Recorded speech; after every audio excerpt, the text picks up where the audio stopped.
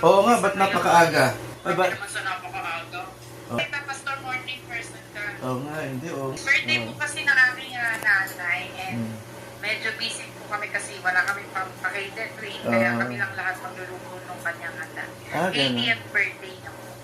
Nanay ko po. Ano na yun? 80. Years old, Pastor. Nawa, abutin natin yan. Yung 70. po mag-80.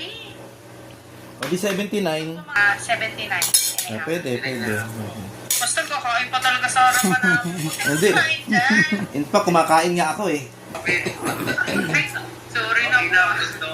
Pasensya ka na po. Joke lang, joke lang. Naistorbo ka namin. Oo, okay lang naman. Ano Parang naman. kasalanan ko. Di ba, Pastor Sammy?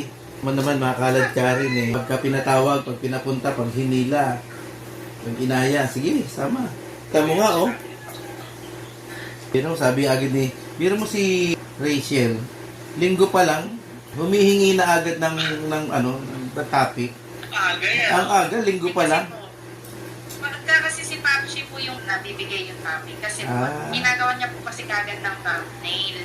Para po Okay. hindi siya nagagahol. Kasi nga alam niyo naman, working siya. Sabagay. Medyo busy siya. Gumagawa po siya kagad ng thumbnail. Para after po ng iRadio, mag-post niya po kagad sa YouTube.